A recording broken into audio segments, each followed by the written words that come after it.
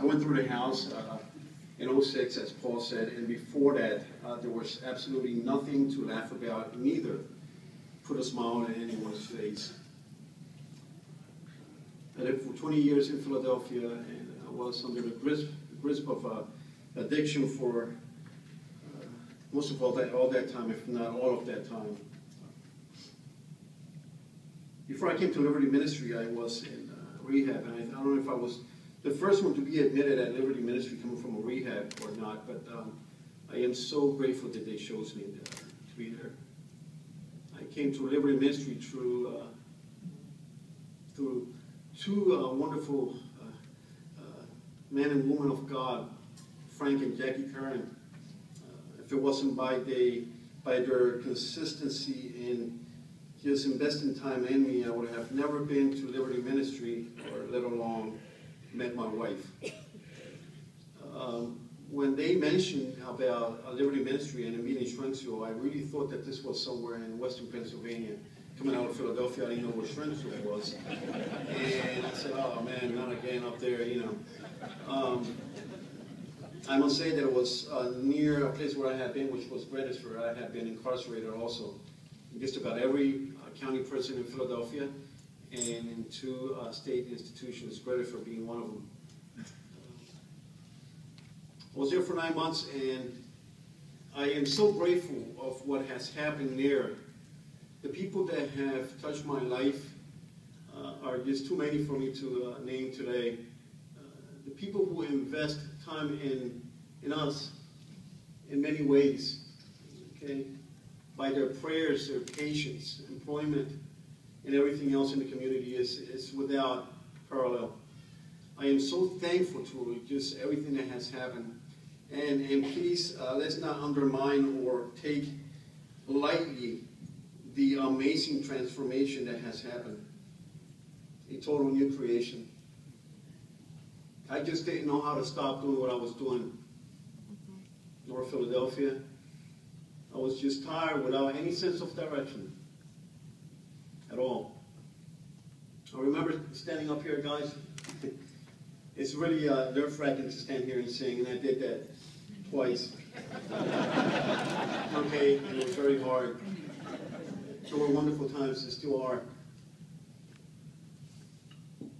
So I know what it is to be out in the dumps.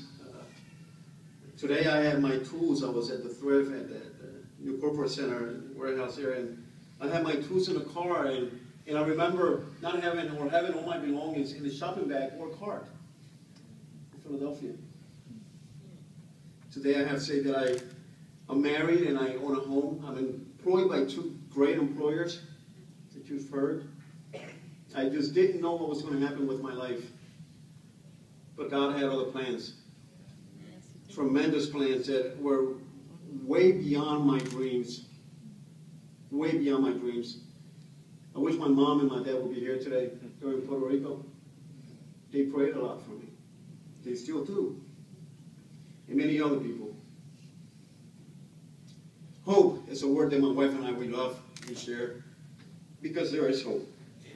There is hope for all of those that are in and out, that don't have any sense of direction, in the jails, in the streets, everywhere. There is hope. So let not be mistaken by it at all. Today I'm so grateful of having a wife who puts up with me, who encourages me, who challenges me. Okay, it's wonderful. It's a great story. I met her at the thrift. Going through a program. I would have never known that I was going to come and get married. They were not my plans, but they were God's plans. Yep. We were happily married. We have great kids. It's a wonderful thing. I just cannot even explain the transformation. You see, I spend most of my time in Kensington, in Philadelphia, and if anybody knows what that's like, it's a tough place, okay? And I did the hardest of the hardest drugs, heroin, to be exact, and everything else, okay? I didn't have no sense of responsibility, let alone any sense of personal responsibility. been to many programs. I can name every detox and rehab there is in Philadelphia and outside of Philly. Looking for that fix, that hope, but that only comes from Christ. Amen. I have to say that it only comes from Christ. Okay? Yep. New creation, that's what it is. He will do a new creation. Try to be rehabilitated. I tried rehabs. Try all that stuff. And by all means, please, I am not perfect. But that's what's so great, that in spite of all my imperfection, the good Lord still loves me. He loves us. And still, in spite of all that, He loves us. And there's more that I can name, that I can say and talk about. And if you wish so, please, I can tell you a lot more. And it said that we give God the glory and the honor by telling our stories. Our testimonies. What did God do in your life?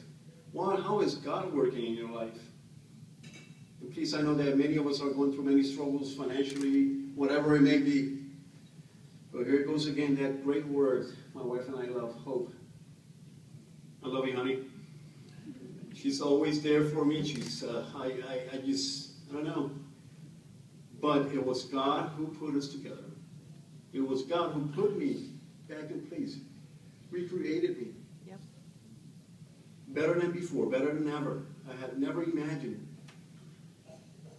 Only heard it. So I want to thank you. I want to thank everyone who has put time, effort, invested in Liberty Ministries. This is where it all started with me.